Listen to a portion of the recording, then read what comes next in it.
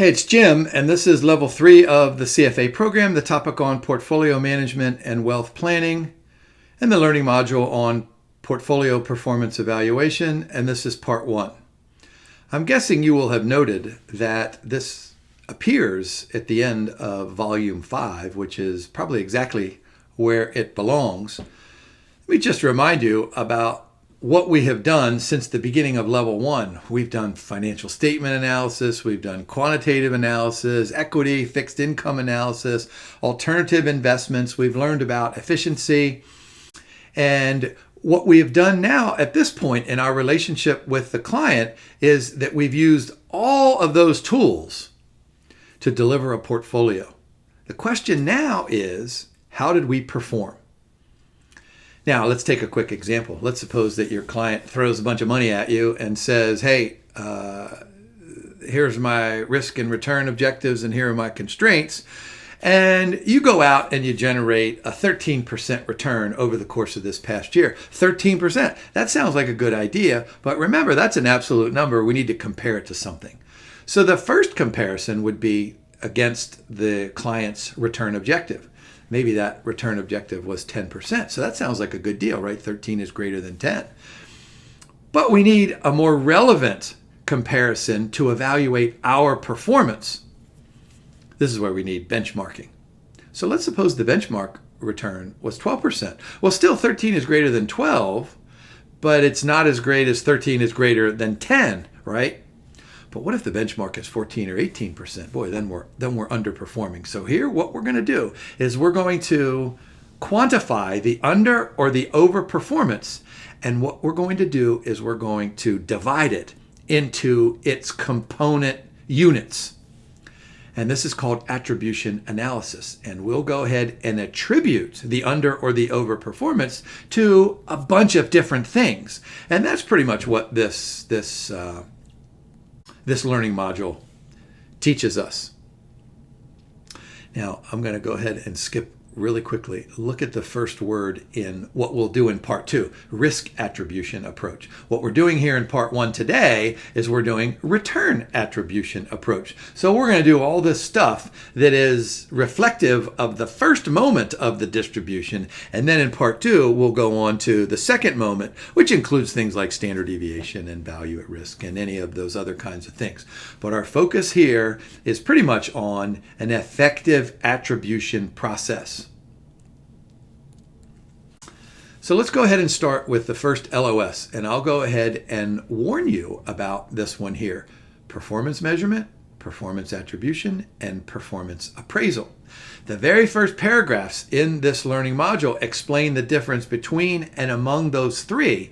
And then, in fact, the learning module goes and asks 2 follow-up questions immediately about those differences. So make sure that you know what the difference between and among those are. All right, you ready? So performance measurement. This asks the question, what was the performance, right? So what did I say earlier? 13%. Then we'll go ahead and compare that to the benchmark return. What we can then do, and we'll do all this in part 2, we can attribute risk using, well, what did I say earlier? There's standard deviation, there's value at risk, and there are several other ways to do this. We'll worry about that in part 2. But look at the very bottom row there. This is super important. Provides a foundation for performance evaluation. So this is the ground layer. What we're going to do is build up so that we know exactly where our strengths and our weaknesses are. Ooh, that's a really good exam question. Attribution, this is what I was saying earlier about chopping it into several different pieces. Let me go ahead and just give you a little bit of a heads up. Suppose I'm an equity portfolio manager. What are some of my choices? Now, of course, this is in active management. Passive management, we'll forget about that. So what are my choices? Essentially, I can pick the individual stocks and then I can weight them. So I have those 2 decisions. Well, there are 2 pieces. Now we could chop it into 3 pieces or 4 pieces or 27 pieces. 27 sounds like a lot. But what we'll see when we get to the end of this slide deck, when we look at fixed income attribution, we have way more parts than with equity attribution. Now look at that middle blue block there. Return attribution analyzes the impact of active investment. This is what I was just saying just a moment ago. And then the other side of that is that the risk attribution then analyzes the risk consequences. So what are we doing with active management? We're trying to get some extra return, right? Added value. But then the question is, how much extra risk do we need to take? We'll worry about that in part 2. And then there's an interrelation factor. I'll tell you about that more specifically here in just a few minutes. So let's go back to my initial example. What did I say? 13% versus 10 return objective, or 11 benchmark. We need to ask the question, wow, was this due to the fact that we are super, super smart and super, super talented, or were we just lucky? So performance appraisal differentiates between manager skill and manager's luck. All right, let's start on this effective attribution process. The importance of performance attribution. All right, watch this. I'm going to go through here. Look at this. We got 3 sides with some really key words. So let me go ahead and remind you, what is the Institute looking for us back at the very beginning of level 1? What did we do? We did the code of ethics. We did all those professional standards. If you summarize all of those things, those of you who watched my videos for a long, long time will note that my favorite word is integrity. All right, so where do you get integrity here? So look at the left block. Understanding investment outcomes. Remember that somewhere along level 1 and level 2, we had an investment goal, and that was to maximize end of period wealth. Well, if our client provides us with $100,000 in capital, and at the end of the year, we have $110,000 of capital, well, there's our end of period wealth. Well, we need to understand, how did we get there? Did every day we increased by a certain amount? We just did a step up, step up, step up, so that the 100,000 grew to 110,000. That's probably not likely. One day, did we go up to 130,000? Then we go down to 70,000. Did we go up to 180,000? Did we go down to 40,000? So do you see the concept of understanding how we go from 100 to 110? This attribution process is going to help us. That's the second block point there as well. Understand how return and loss was achieved. So this extends to all of the stakeholders. Of course, the stakeholder is you and me, the client and the analyst, but then all the other stakeholders, the beneficiaries of the client, our colleagues, our firm, capital markets, all that kind of good stuff.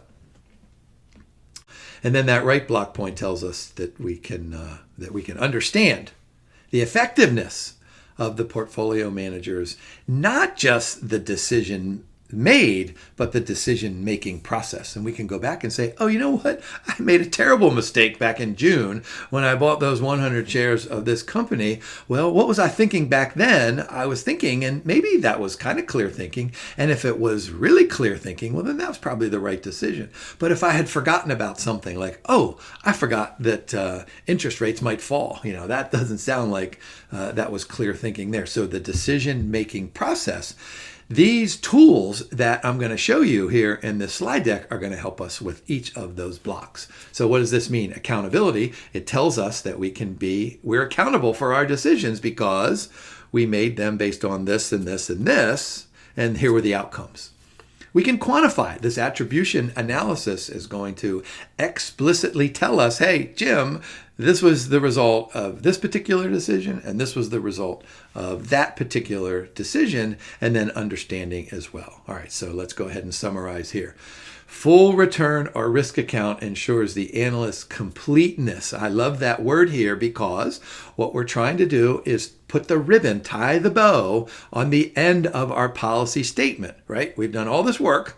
We've delivered to the client, and at the end, we need to go back and say, okay, this is where we are, and this is how we got there based on the decisions that we have made.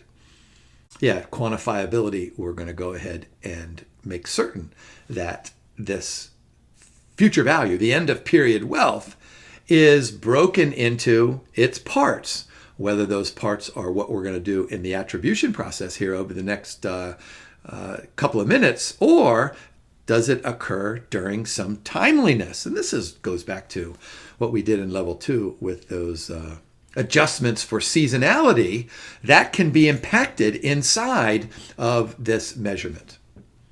And then understanding, there we go, portfolio manager and the client.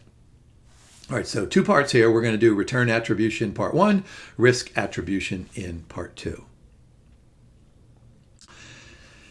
Now, of course, what we're going to do is we're going to compare our active portfolio returns versus the benchmark portfolio returns, and our decisions are going to deviate from the benchmark.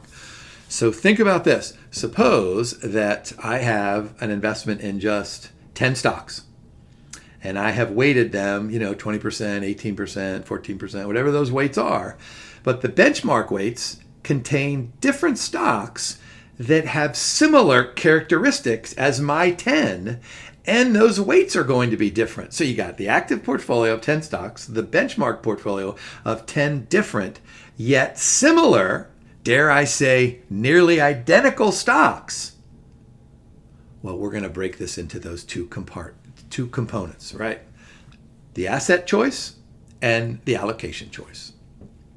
Now, what we'll do in part 2 is we're going to do the same thing, but we're going to do deviations. So remember, what did I say earlier? That we had, what did I have? A 12% return, 13% return on our active portfolio. The benchmark was 11%. So there's a 2%, right? That was a 2% outperformance. But then let's go ahead and deviate and measure those deviations. Just think in terms of standard deviation. We'll do all that in part 2. Now, let me go ahead and continue this conversation about the policy statement and what the Institute requires from us. They require all that stuff that's outlined in the code and the professional standards. But remember that what was a theme inside of those was our ability to communicate with clients. Not just with clients, but colleagues in the general marketplace. But here in this particular LOS, the learning module is focused on being able to answer the questions that our clients have. Our client might come to us and say, okay, Jim, you turned 100,000 into 110,000. How did you do it? And you could say something like, well, you know what? I'm just really smart. And that's probably not a good answer. But what this attribution analysis is going to enable us to do is say, oh, hey, this is what I was thinking. This is why I made the decision. And then this was the outcome. And you can assign outcomes to those specific decisions. What's important in this context of client communication is that sooner or later, the client's going to come and say, hey, you know what? I really love what you did last year. I really love what you did the year before, but this year I have something new. Maybe my spouse and I, maybe we had a baby. Maybe we have a mother or a mother-in-law who's gotten sick, or there are lots of different things. And so what we're going to do is we're going to take those learning experiences, that accountability that we were talking about just a few moments ago, and we're going to say, all right, let's adjust those so that we can continue our success going forward. Now, the Institute spends not an insignificant amount of time in this learning module on the difference between micro and macro. And for the life of me, I'm really trying to understand why they went into so much depth based on the simple fact of what we've summarized in this slide. Now, I have a couple slides in just a few moments that further illustrate these differences, but this is how I want you to remember this. In fact, there are no questions at the end of this learning module on macro versus micro, so you guys can take that and filter it in whatever kind of assessment or level of import that you would like. But remember, a micro attribution is simply a way to evaluate the decisions of the individual portfolio managers, compared against, of course, some appropriate benchmark. So that's micro. So think little, teeny weeny. You and I were one individual analyst, one individual portfolio manager. But the macro, I want you to think about this way, and I think this will help you answer questions on the exam. If you think of being a pension fund manager and saying, you know what, I don't really have time to manage, $15 billion in assets. I'm going to go over here and let Jenny do a part of it. And I'm going to let Johnny do a part of it. And I'm going to let Becky do a part of it. So I have all these sub-managers. So we're going to do this at the macro level, where the pension fund manager hires out other managers. So remember, micro versus macro. All right, so how can we perform this attribution analysis? Three different ways: return-based, holdings-based, and transaction-based. Now, I have a couple of slides here over the next few minutes, but I want to give you the sense of this. Return-based is just saying something like, we started with 100,000, we ended up with 110,000. There's 10%. Holdings-based adds the beginning value of each of those $100,000 holdings. So maybe we had 20,000 in this stock, 30,000 in that stock, 8,000 in that stock. So we take beginning of period wealth, and then we see how those things change over time. So those weights, the initial weights, the beginning of period weights, they're going to change over time because those individual stocks go up and down in price. And then transaction-based, we're going to add another layer to it. We're going to say, oh, in June I bought 100,000 of this, in September I sold 50,000 of that, et cetera, et cetera. As you can imagine, as we move from orange to purple to red, we get more costly and more complex. Now, as I'm going through these learning modules, I always try to anticipate questions. And this learning module, what it does is it emphasizes the disadvantages. So look down at the bottom there: disadvantages, disadvantages, and then disadvantages. So I think this is a really good potential exam question. All right, return-based. What did I say? Total portfolio returns. Suitable for hedge funds or private equity, but notice the disadvantage: susceptible to data manipulation. When was the last time you picked up the Wall Street Journal and read a headline that said, Jim's hedge fund has revealed all this new data that nobody else has ever released, right? So we've got to rely on the integrity and all of that stuff of these hedge fund managers and private equity firms. But look, it's super easy, right? Does not require holdings data. The holding-based approach is probably more reflective of the need for analyzing returns, for attributing returns over shorter time periods. So returns-based, this is probably going to be yearly, maybe semi-annually, but holding-based approach, this is probably going to be monthly. Maybe even weekly. Probably not daily, although I'm sure you know better than I do. You have clients who probably call you every day and say, hey, what's going on out there? Passive strategies for holdings-based attribution. That should make sense. So disadvantages doesn't account for transactions, but it requires extra data. And then transaction-based attribution is most accurate, but it's complex and it's costly, requires complete and accurate data. All right, remember back in level 1 where we had a conversation on the difference between the arithmetic mean and the geometric mean. Well, that's all we're going to do here over the next couple of slides.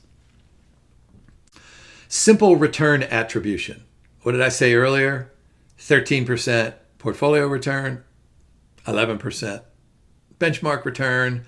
That was a 2%. So look on the left circle down there. That's called the excess return, our portfolio return minus the benchmark return. Look at the advantages. Oh my gosh, anybody can do this. In fact, you learned this in kindergarten, right? Your kindergarten teacher said, hey, I got 13 apples on the table, and here comes Jimmy, and he steals 11 apples from the table. How many apples do we have left? And you should have raised your hand and said, hey, I learned this in the level 3 of the CFA program, right? 13 minus 11 is 2. That's super simple, but it fails to capture all different other kinds of things. Most particularly, it fails to capture the compounding effect over multiple periods. However, look at those last 2 circles over there. Lots and lots of analysts use this despite its weaknesses. So the learning module points that out. So I'm guessing that's a good potential exam question.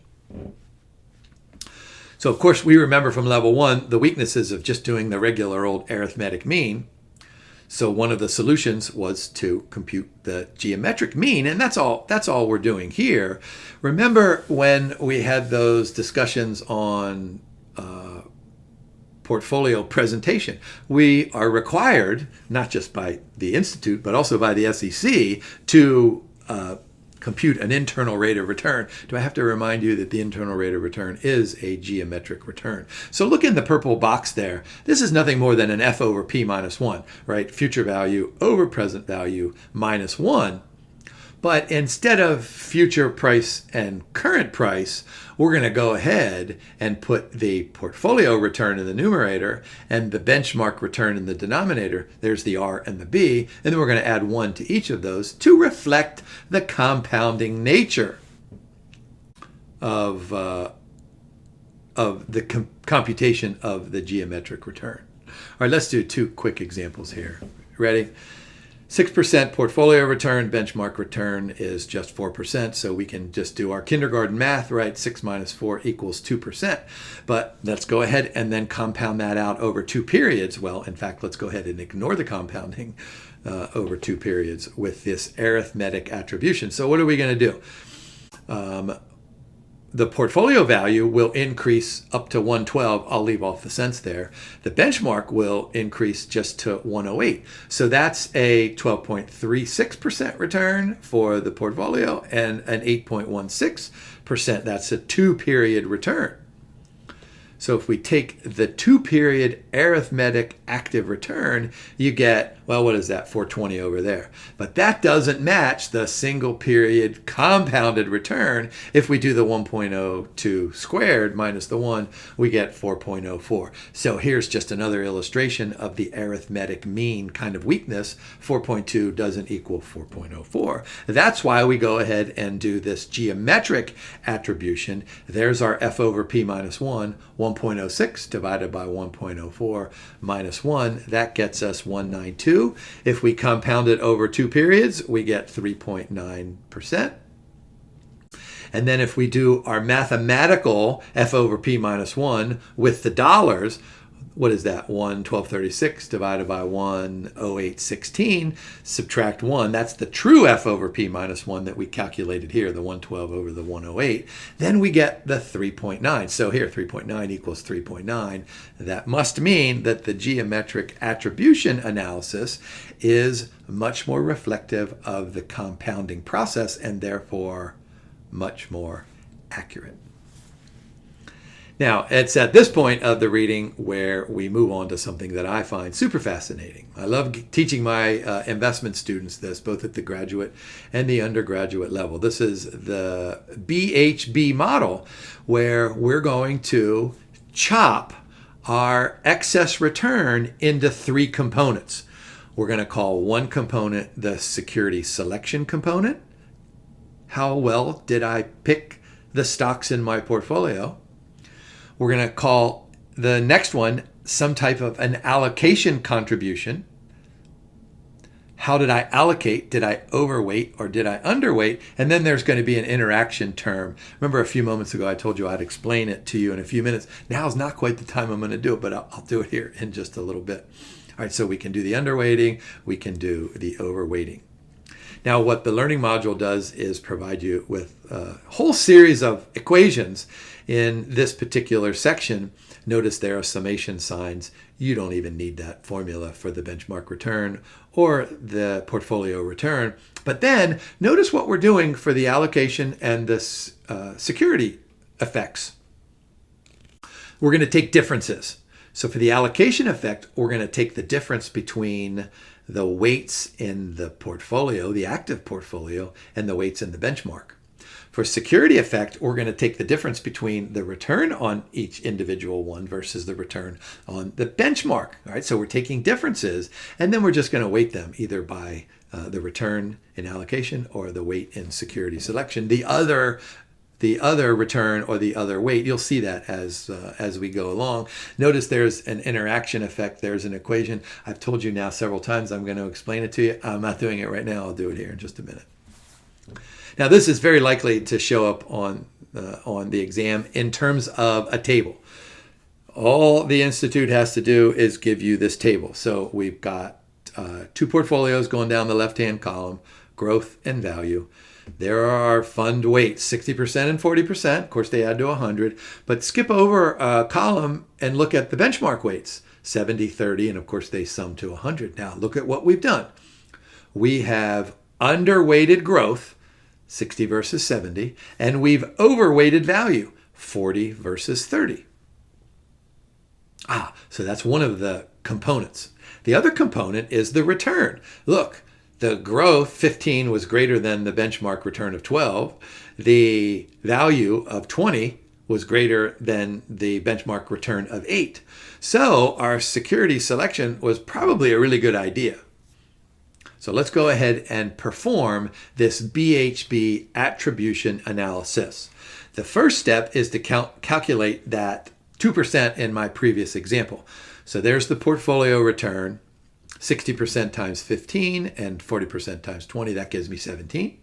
The benchmark return, you can do the same math and you get around 11%. So that excess return, take the difference between 17 and 11, so you get an excess return of around 6%, right?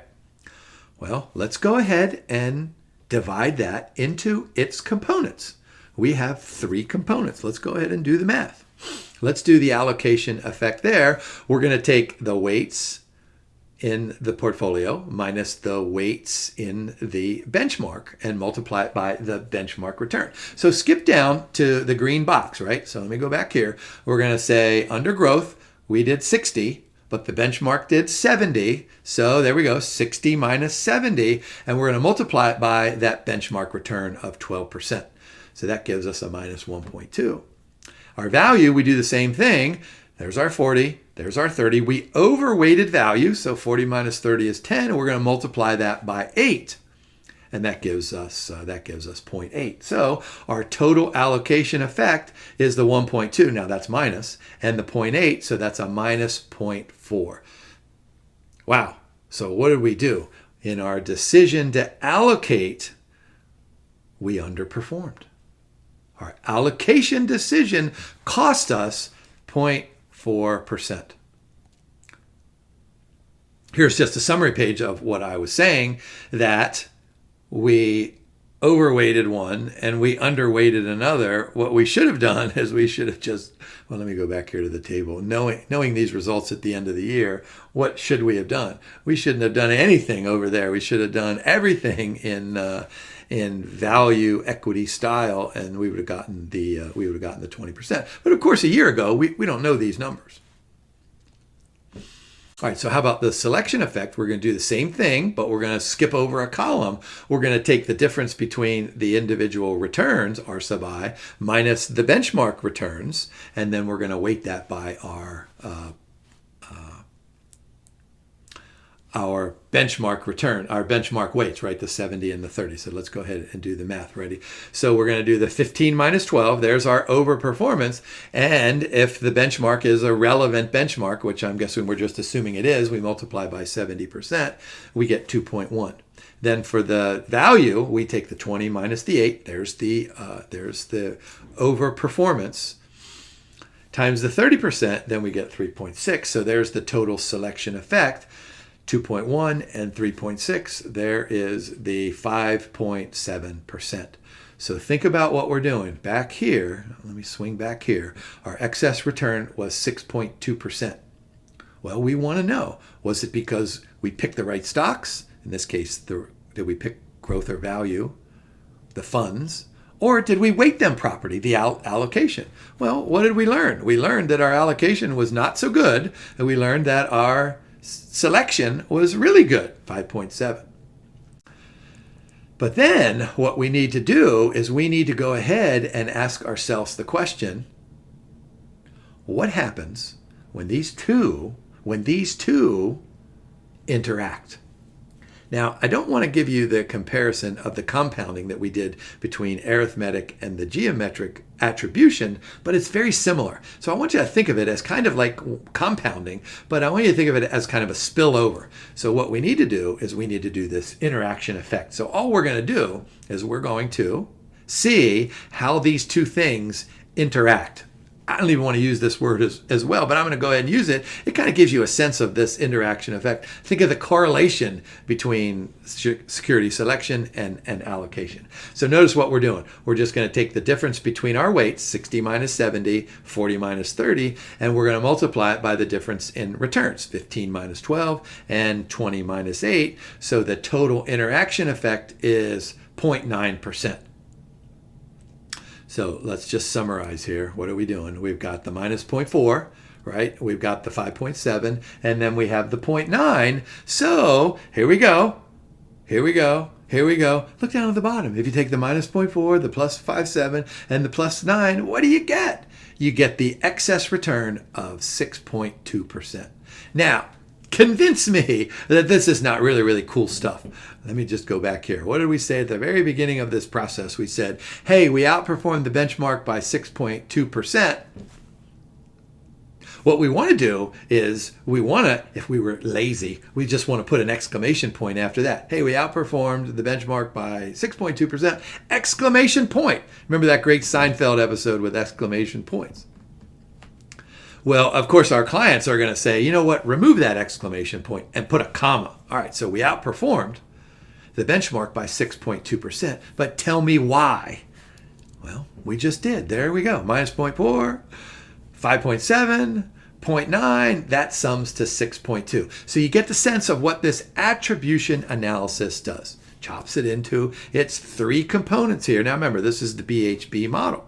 I'm guessing on the exam, the Institute would say something like, hey, using the BHB model, perform an attribution analysis. And this is what you would do.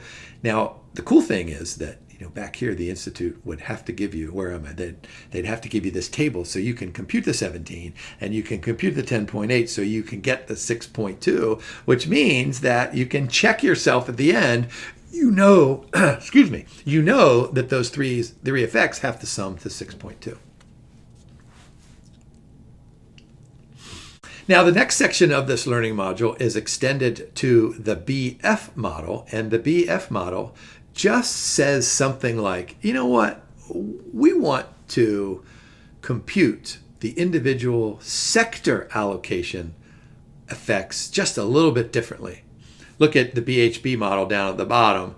We did the weights of our portfolio minus the weights of the benchmark times the benchmark. But now what we're going to do is, instead of that, we're going to go ahead and subtract the total benchmark return. So everything else stays the same, but there's one column in that table that is different. Now, what the reading then does for you is work through another example. So I'm going to go ahead and ask you to go ahead and look at the reading, work through that example, get your phone out and take a picture of this slide, because this will help you, what does that LOS tell us? Identify and interpret. And so being able to compare the BHB and the BF model sounds an awful lot like identifying and interpreting to me. And so each of these columns is relatively self-explanatory, so you probably don't need me to read through all that stuff there. Know this slide. This is a good exam question. Now let's go back to this conversation on macro and micro level. What did I tell you? And I'm just going to add just another layer here. What did I tell you earlier? Think of the macro level as a pension fund manager hiring some sub-managers. Think of the micro level as just the individual portfolio manager. But what we can do is we can say something like, hey, at each step of the investment process, we can take a look at the policy statement, which dictates the strategic asset allocation, right? So at the macro level, think about it this way. What would the policy statement say? Suppose the policy statement says something like, hey, you know what? We would like to have 30% to large cap equity securities. That's our strategic asset allocation. And there might be a range in there, 28 to 32% or something. At the micro level, we're going to go ahead and say, hey, how can we get to that 30%? What securities can we identify inside of that strategic asset allocation? That's specific security selection. So remember, macro, strategic asset allocation, micro, the security selection. You see a little bit of a subtlety there.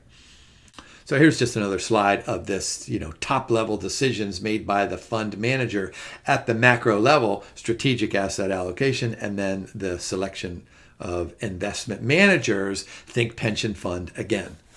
So we can look at some quick examples here. Suppose we have a fund sponsor who overweights small cap stocks and underweights large cap stocks. So there'll be an allocation effect at that level and a selection effect at that level as well. And so what we're doing is just comparing them to the benchmark. We can do this at the micro level as well, right? What we're going to say is each segment, how are we allocating each of those individual stocks? So there we go. Suppose the manager overweights small cap growth stocks. There's the allocation effect. So let me just go back here. Remember, macro strategic asset allocation, micro individual security selection. Now you can also do this for each individual sector or each individual country or however else you want to do it, maybe by geography. So there's an example at the bottom of investing in a particular company within the tech sector of a particular country. And so you can interpret the allocation effects and the selection effects as well. Now, what I want you to do as well is when you're going back to the learning module, I want you to work through the example of different countries so that you can get a sense of how important this is. All right, moving on to the next LOS, fixed income attribution analysis. And here is where I'm just scratching my head. And I'm not quite sure that I should even share this with you. But what the Institute does is has a section called Fixed Income Attribution Analysis. And then it begins this Carhart four-factor model, which is another way to evaluate an equity attribution. But what it does, and the reason that the Institute puts it here, is that it leads directly into fixed income attribution analysis. So as you're looking at the reading, I don't want you to get confused.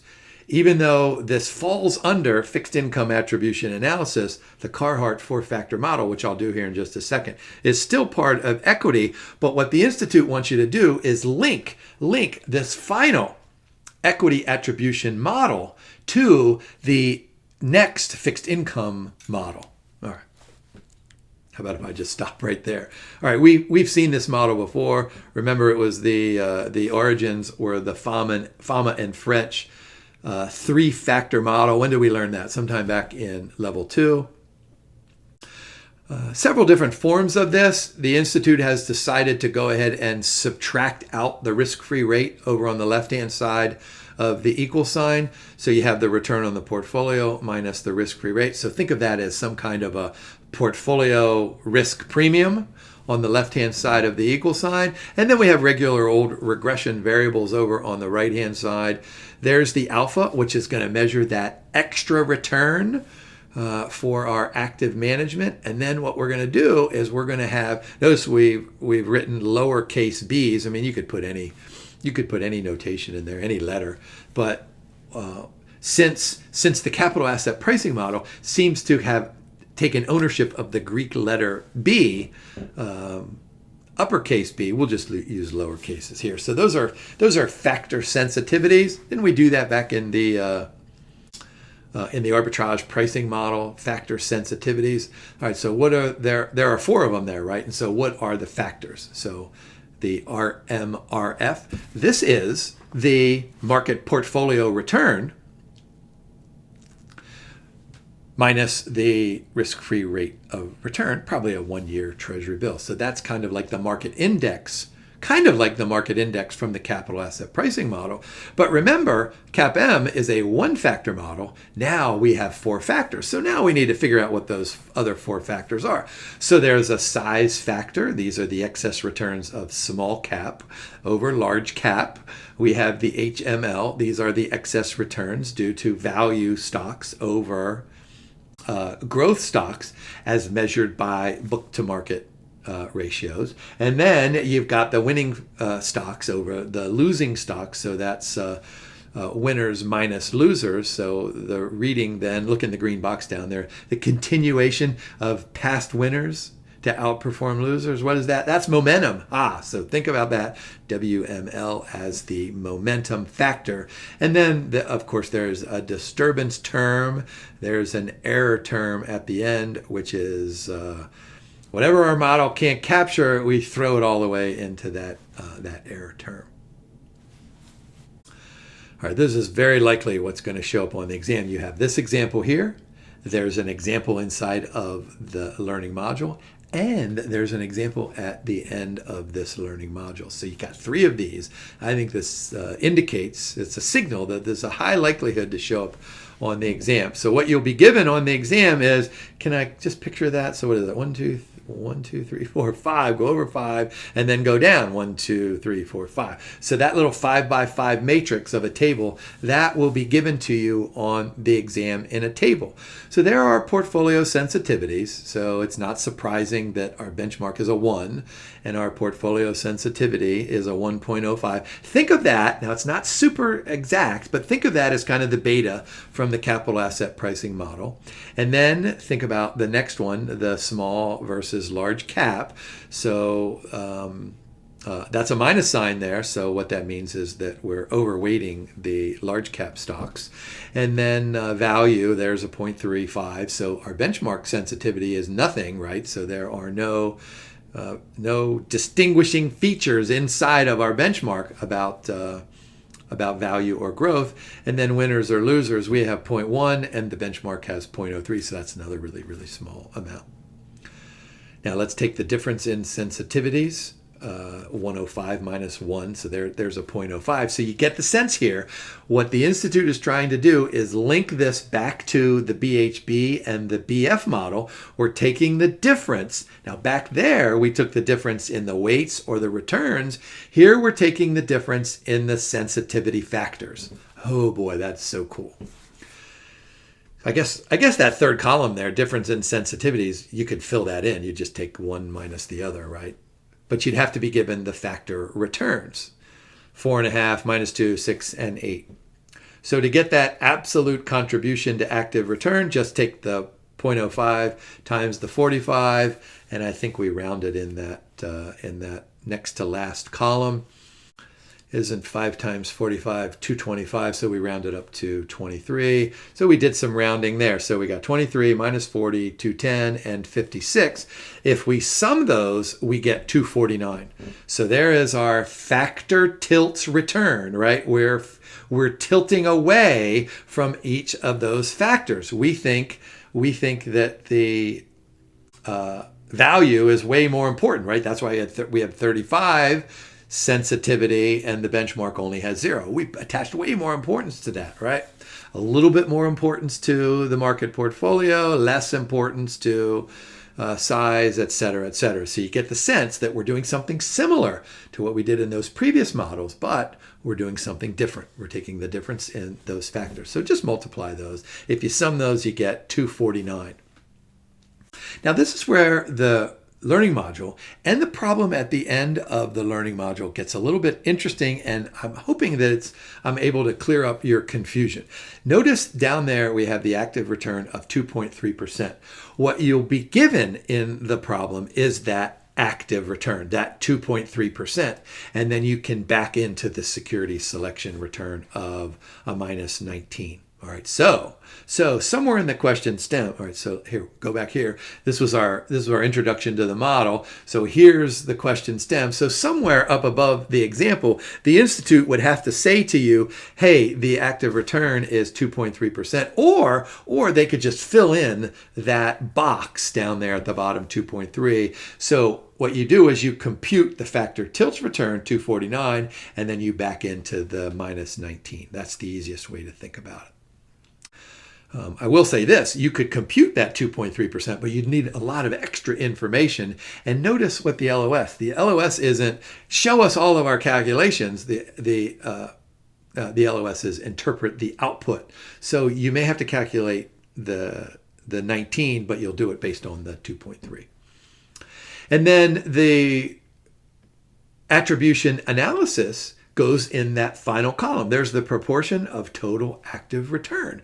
So what can we say? So let's just take let's just do the math here. Take the 0.23 and divide it by the 2.3. That gets you the 10%. So do all of those individual absolute contributions divided by the active return, the total active return of 23, and you'll get those numbers there on the far right column.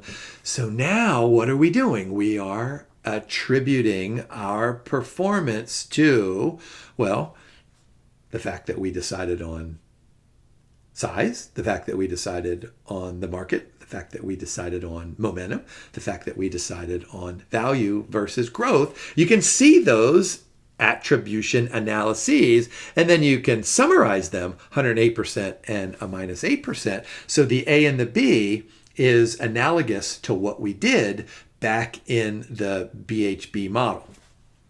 Of course, this ignores that interactive term.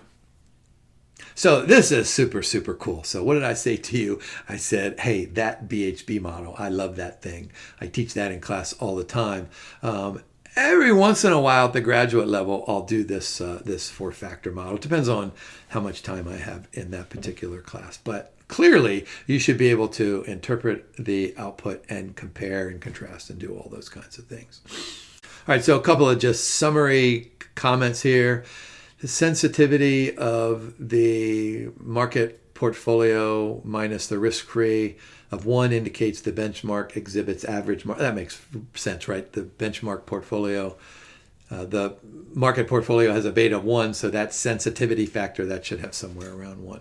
Negative sensitivity, I think I said this earlier, suggests a large cap bias. A positive sensitivity of SMB would be a small cap bias. And I think I said this earlier, right? The values of the factors for value and momentum were 0 and near 0, so we didn't really worry about any kind of a value bias or a momentum bias. All right, so this portfolio manager's approach, what are we saying here? We have a positive sensitivity of 35, right? There's a value tilt.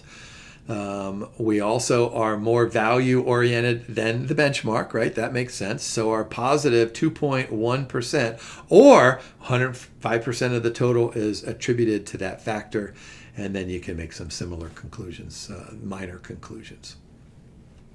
So how about the contribution of security selection? Well, let's go ahead and read through what we have done. Assume the benchmark closely matches the portfolio management strategy. So what does that mean? That goes back to what we learned in level 1 where, look, we need a benchmark. Well, let's go ahead and make sure that the benchmark is reflective of the probability distribution of the actual portfolio, meaning that it has, some kind of mean and variance that are similar. So that's why I always say the benchmark has to be, nearly identical to the portfolio. That's what that's saying right there. So after we account for all these factor sensitivities, then the active return is what left over. So during this period, security selection has negatively influenced. That was the minus 19.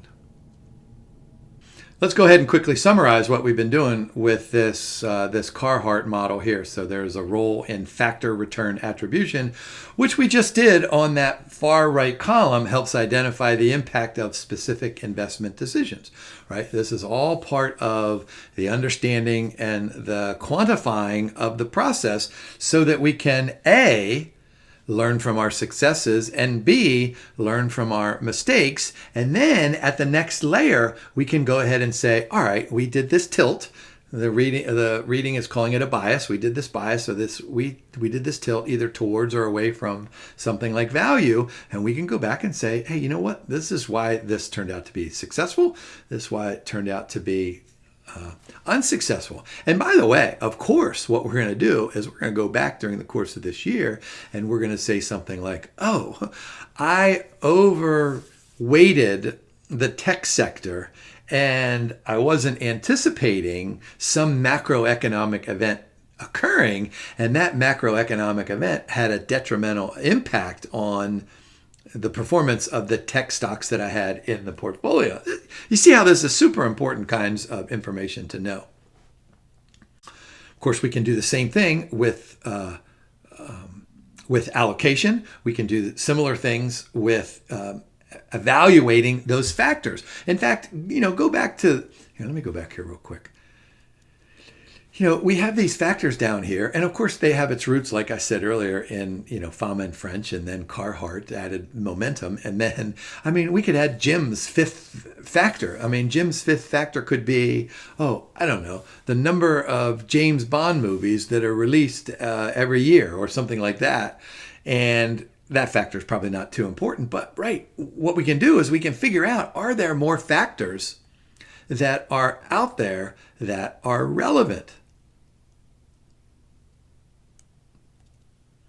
All right, let's go ahead and get into this fixed income attribution analysis. So this is where we are. And let me go ahead and alert you that what we did in that Carhart four-factor model, we're not going to replicate that here, but we're going to use similar techniques and we're going to divide it into many, many more parts. You'll see what I mean here in just a second. All right, we can do this one of three ways.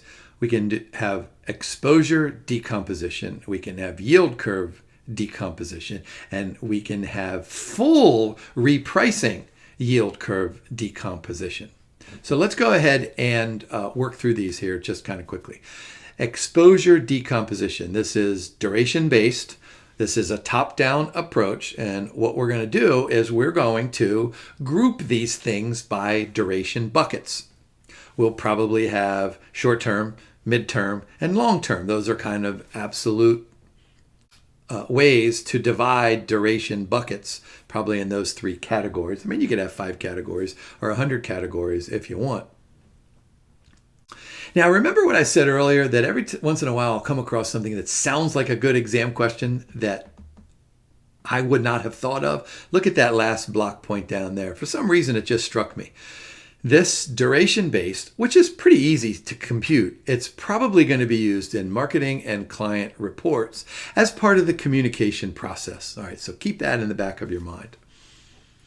Now, this duration-based yield curve decomposition is probably going to be top down, but it can be bottom up. I think it's easier if you start at the top and then work your way down than if you start at the bottom and work your way up, although I'll show you that here in just a minute.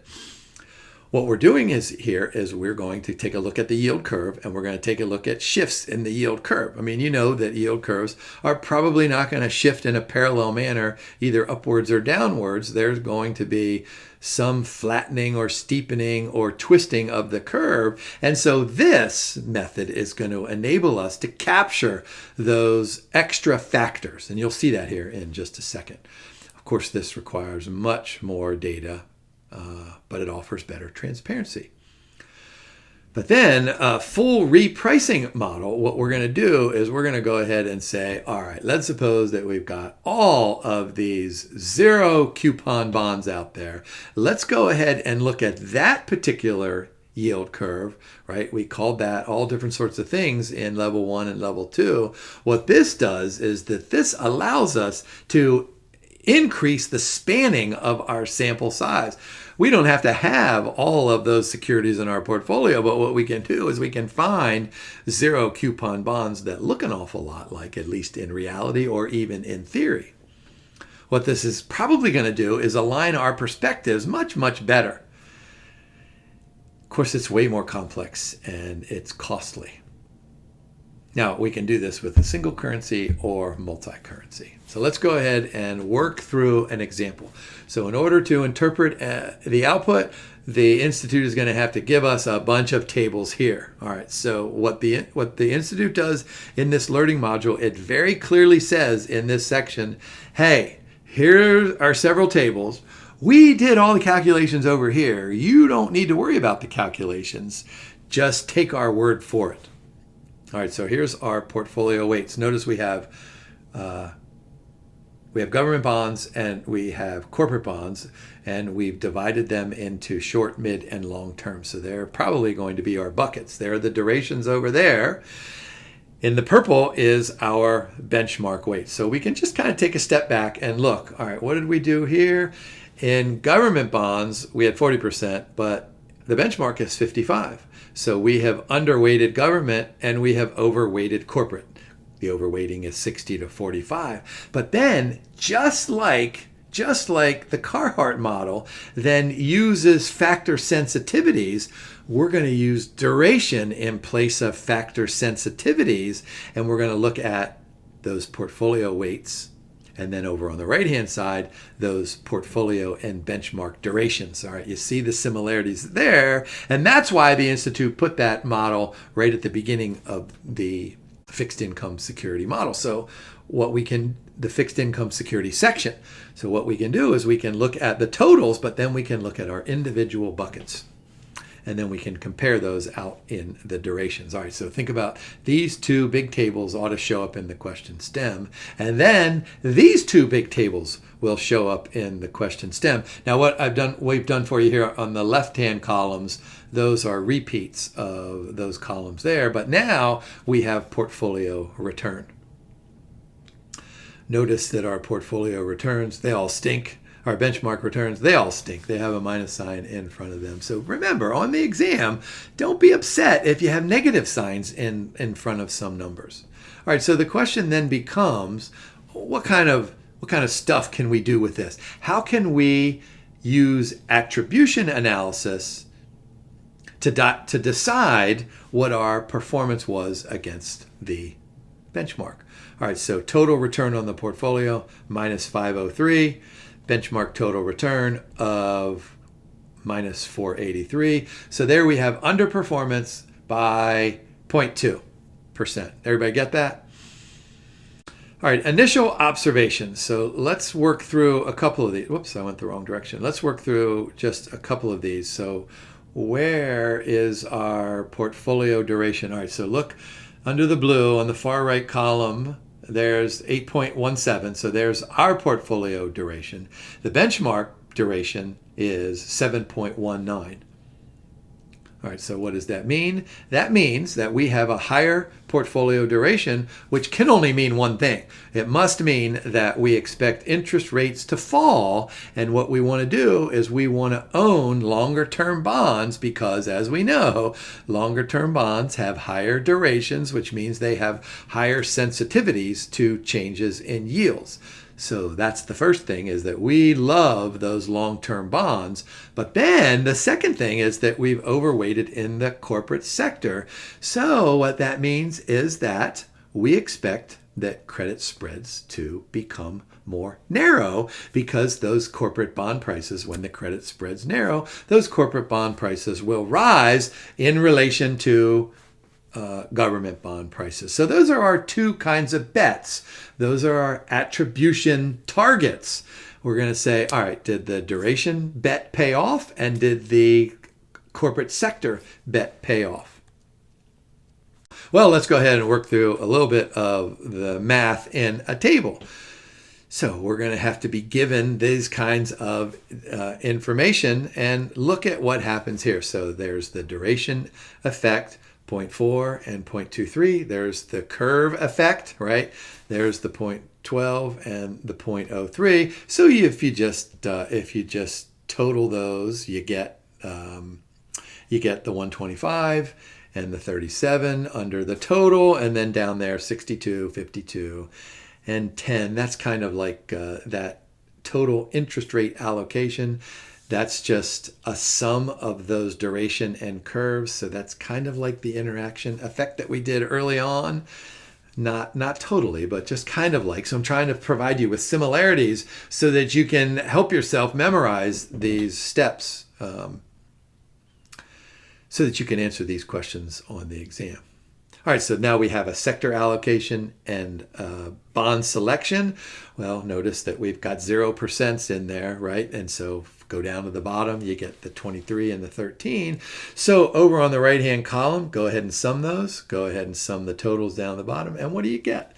There's that 0.2. Let me just go back here. There we go, 503 minus the 483. There's our underperformance. And this is what we've done. We have sector allocation was poor, look at the bottom, minus 23, but bond selection was good, 0.13. Wow, what we're doing is we are going ahead and we are deciding. Now notice, so the columns, we have the duration effect, the curve effect, we've got all these things. So this is the link with the Carter four-factor model. We have more factors than we did back in those initial equity portfolios that we were trying to evaluate. So do you see the emphasis on, well, let me just go back here just kind of quickly. So here we have, let me go back all the way. So here are durations.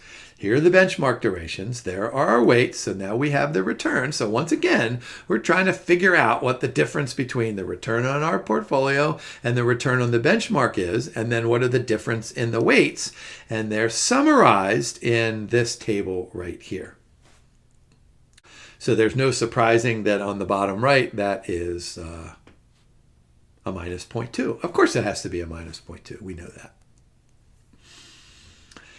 All right, so let's summarize here with the blue. The portfolio lost 62 basis points due to taking that long duration. So there's our long duration position. That was no good. Here, let me just go back here. There we go. Duration effect, minus 62.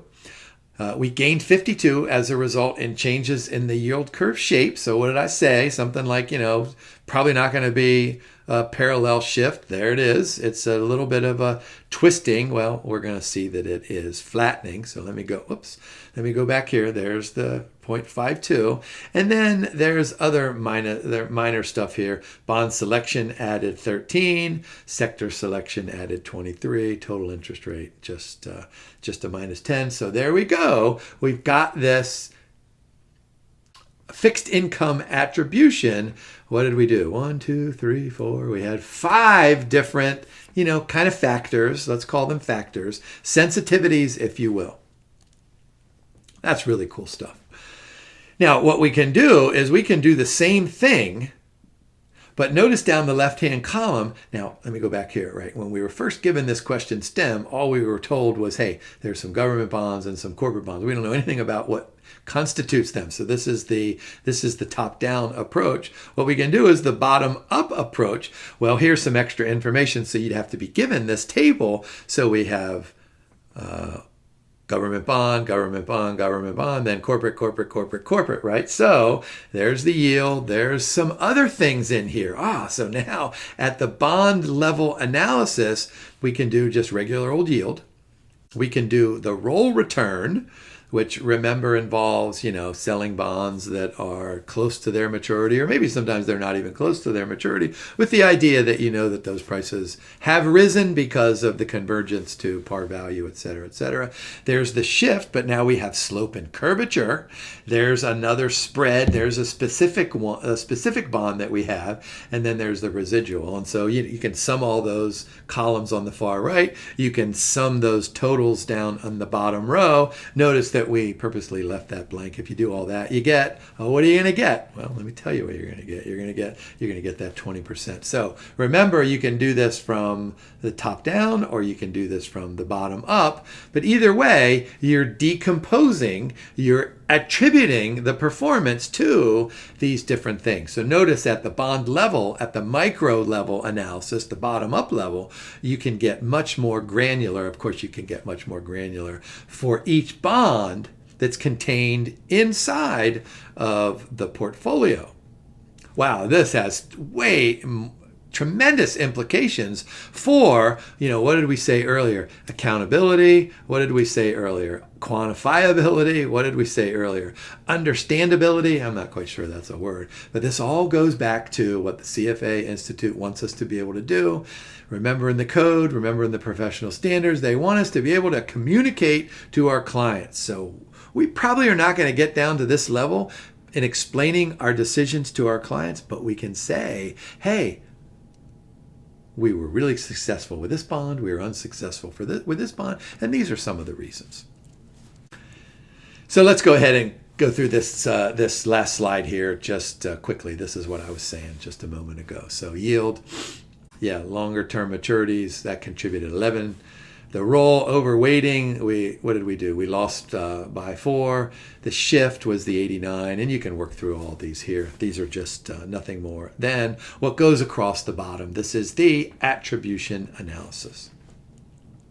And that takes us through our first part 1 group of learning outcome statements. This is what we'll do in part 2. I'm going to go ahead and give you a break. I've given you a couple of homework assignments inside of this recording. What I don't want you to do is go to the end and work through all of those problems. There are just 2 vignettes. I think it's 14 total questions. Once we get done part 2, I'm going to ask you to save about 30 minutes. So make sure you save that when you are going through and you decide when to watch part 2. So hey, thanks for watching and have a great day and good luck studying.